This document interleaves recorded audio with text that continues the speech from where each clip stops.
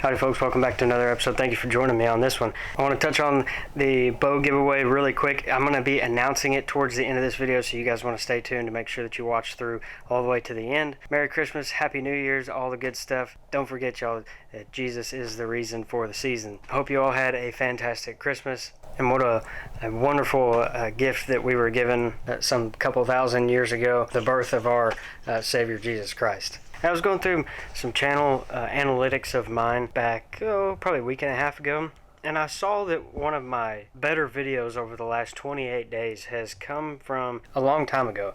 I don't remember when I filmed the video. I think it's like a little over 2 years old whenever I filmed this compilation video, but it's been getting quite a few views lately. And what it was a hog headshots compilation video, and I'm like, you know what, let's watch it, why not? So I click on it, watch it, and I'm like, man, I'm missing some that have been more recent. After going through, I think I was missing like 2 or 3 headshots from the original compilation video, so I have decided to remaster it, make it the 2.0 version, if you will, and I'm excited to put it together. I'll preface this video with this: headshots with a bow on anything are highly controversial, at least in my opinion. And I think I mentioned this in the beginning of the previous video. I'm going to touch on it again. If you know your equipment and your ability to shoot, take the shot. Would I ever do or take a headshot on a whitetail with a bow? It'd have to be extremely, extremely close. I'm talking like, within 8 yards, 10 yards, something like that. A whitetail can move so insanely fast, it's unbelievable. And even then, if I had one that close, I don't even think I could get drawn back to pull it off. So like 99% confident saying that I would never try it on a whitetail. However, when you take a hog into consideration, obviously they're not nearly as agile as a whitetail is. If you know anything about feral hogs, and it took me a long time to learn this, but you'll learn how they move, how they walk, how they react to things, like loud noises and arrows coming at them, you name it. Now, when a hog is feeding, 9 times out of 10, they're using their head as a center pivot. So they swing their bodies around their heads, especially if they're rooting like out in the field or in mud or something. 9 times out of 10, they're going to be pivoting around that head. Their head does not move as much as even their body does while they're feeding. And I found that sometimes aiming for the noggin on a hog is an easier and better target for me. I don't do it all the time, just because it is a riskier shot. You don't have the same the same percentage chance of it being fatal as you do in the vitals, or as effective as being behind the shoulder. You got a bigger area there. But now, if we're talking about taking a heart shot, you compare that brain to the size of their heart, and it's not that far off, to be honest with you. They're relatively close in size, so there's that. But like I said, sometimes it can be really hard to let an arrow loose on a hog that is feeding at a feeder or rooting in a field, because they're so prone to just spinning and moving around their body and pivoting around their head. I've done this more than 10 times now. I know my equipment, and I'm confident in my ability to shoot, and that's why I've done this more than 10 times successfully. So if you want to try it, but before you try it, I do want to say, make sure you know your equipment, know what your confidence level is in your ability to shoot. And all that said, these shots happen from 25 yards and in, and as close as like 10 or 11 yards, something like that. They were all super close. I probably wouldn't take this type of shot out past 25 yards. It's a far greater risk past that distance, and I really try to keep it under 20 majority of the time. A lot of my feeder setups are all 13 to 15 yards. I've even done this with a field tip, which is just a practice point for those of you that are unaware. I've done it from everything to fixed blades to practice tips and mechanicals, you name it. I've tested it all, and I love what my equipment is. Every single one of these happened with a Matthews bow, ranging between 70 and 75 pounds. My new 80-pound lift, which I know will do it, I have not had the opportunity to do it, and I think I'm going to here pretty soon. But one thing I will say is, not only is your bow, obviously it's very important, but your arrow choice is extremely important as well. A lot of these happened with these Silent Series stock archery arrows. This one, for example, and the majority of the arrows that were slung that you guys are fixing to see in these upcoming clips were 300 to 350 spine arrows. All of them had arrow weights of over 450 grains, with the exception, over 450. I'd say even probably 95% of them were just a hair over 500 grain arrows out of a 70-pound plus bow, 70 to 75 pounds. So there's a quick little equipment rundown for you. If I had to guess, somewhere in like the 270 to 280, possibly even 290 feet per second range, depending on which bow and all that good stuff. But yeah, I know it's a bit controversial. If you like it, you like it. If you don't, you don't. That's okay. You don't have to take this kind of approach to it. You can stick it in the old pump house just like 99% of everybody else does. But for me, like I said, sometimes it's an easier target to focus on, and it's not moving all the time, depending on the hog and the circumstances. Not for everybody, I get it, but it is for some of us, and it is very entertaining, to say the very least. I will say this one last thing before we get moved on into these clips is I found every single one of these. Even the couple that you'll see that made it out of there, I found every one of them. And how some of them ran off is beyond me. I think there was like maybe one or two that made it out, but even though they made it out of there, I recovered every single one of them. And thus far, with 10 to 12 to however many it is now, 15, I don't know, I've had a 100% success rate as far as I can remember. I might have had one getaway one time, so say 95 or 98% success rate, which is a lot better odds than what some people have with, behind the shoulder type of scenario, including myself, I'd say. Nonetheless, here we go. You guys enjoy.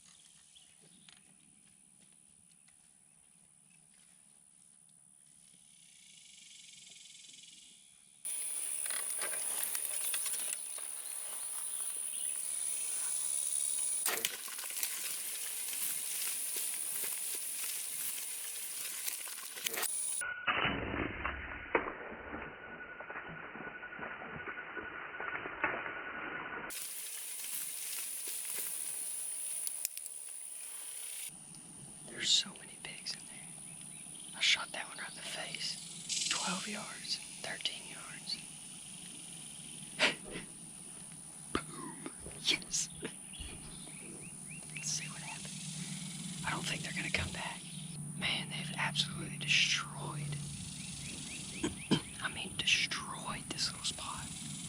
Just drop that hog like a bad habit. I'm gonna dump this corn. We're gonna check this camera. I am covered in sweat. I gotta get out of here just in case the axes are still around. I'm gonna grab this hog.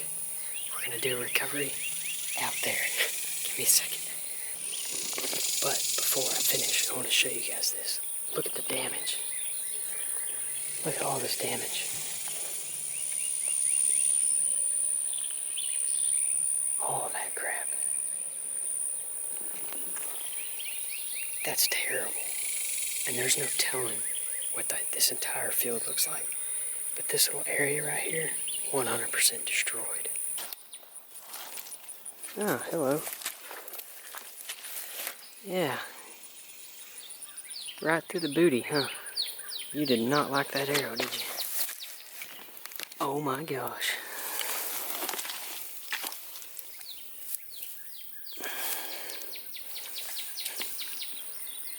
Sweet. Look at all the fleas all over him and the ticks.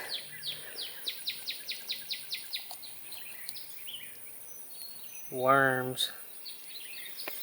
Well, I'd say the new Broadhead worked like a champ. I offed him instantly. Look, there's my trail camera right there. There's my tripod, my camera tripod. It's about 10 yards, 12, 13 yards, somewhere in there. I freaking nailed him, guys.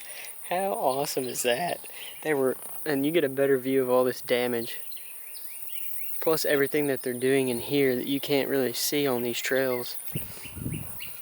Man, that was freaking awesome. I was waiting and waiting and waiting. I was like, man, am I ever going to get a shot? Because these are little pigs and they're standing in this super thick stuff. I was like, man, I don't know if I'm ever going to get a shot. And then finally, this one poked his head out on this trail right here. And that was my clear view. This little hole right here, he was making this hole. And he was starting to tear it up and terrorize this whole little area. And I was like, I know sooner or later, one of them little suckers is going to pop out. And whenever they pop out in the clearing, I'm going to have to be at full draw and ready to go. And I saw him flash, and I was like, all right, here's my chance. So I drew back, and then as he was rooting back across this little alley right here, I was like, oh, he's going to catch me. He's going to take off running. So as soon as he looked at me, I was already in the middle of that trail with the pin right in between his eyes and let it fly, and he didn't even know what was freaking coming. That was awesome. So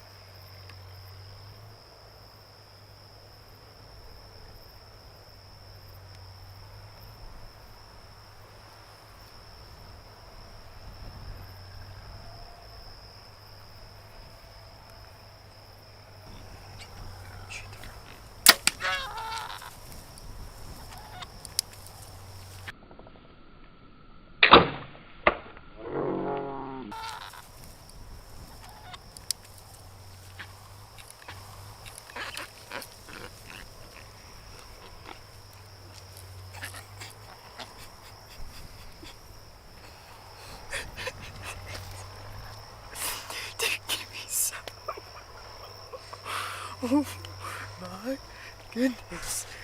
Oh crap.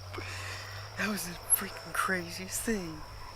That is by far one of the craziest hog hunts I've ever been on right there. That was insane. So you guys can't even see the truck, but we came from right over here to my right. And these pigs are running across back this way to my left. Well, we decided to take off and catch up to them. And out of nowhere, the group turns around and comes right back at us. Look at this trail right here. They came right down this trail. And I was telling Weston, I was at full draw, and I was like, you better get ready to freaking move after I shoot. I was looking around, I was like, damn, there's no trees around here. I was like, I have no other shot. And that's literally like probably 12 yards, 15 yards. I was like, I have no other shot. I just had to take this one. Otherwise, she's going to be in our lap. And she had a bunch of piglets. And you know how those mamas are. They get real protective. And so I just freaking let it fly, just boop, right in the freaking face. Maybe we can catch up with those. They had no clue. But I didn't have much of a choice. Like, I didn't want to have to take that shot, but just right in the face. That was awesome. I guess we can go check her out. Oh, wow. That was the coolest freaking thing I've ever did. Wow. Straight jack, man. Oh my god. Oh, hey, there's another little one right there. Calico. Oh, it's coming right to us. He's coming to us. I just heard other pigs. Yeah. I think there's other pigs over there. Yeah, there definitely is. Stuck her right in the melon. You gotta go, ain't that the way to go? Quick. Yeah. It's freaking cool.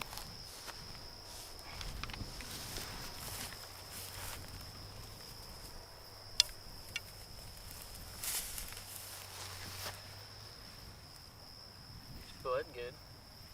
She was coming at us, dude. Oh yeah. Guys, we had no other choice. I mean, they were coming right down this trail right here, and we're sitting 12 yards on the same trail. We had no choice, because whenever they're running, they run with their heads down.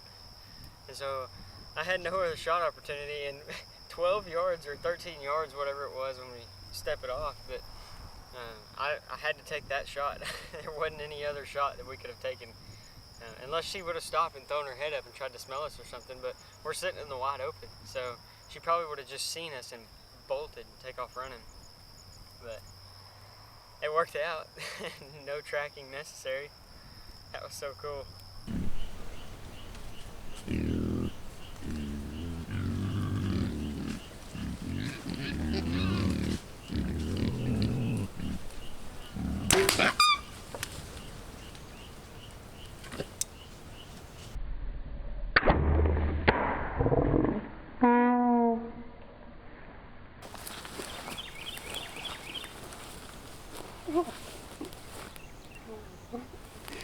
That's what I'm talking about.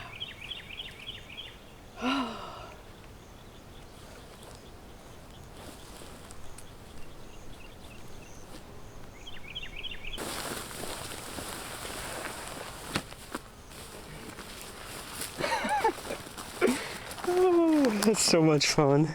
The headshot compilation is fully complete at this point until we add some more to it. Hope that you guys enjoyed those clips. Now into the second important part of this video. I was gifted a Matthews lift by my good friend John Verhulst. He has a bow hunting channel on YouTube, and I want you guys to check it out. There'll be a link for it down in the description below. He's always posting quality archery and hunting archery hunting videos. I think y'all will really enjoy them. That said, since I was gifted a new lift, I'm going to be gifting the V3X to one of you. The V3X is going to be outfitted with a 5-arrow quiver, the engaged limb legs, and the Spot Hog Fast Eddy.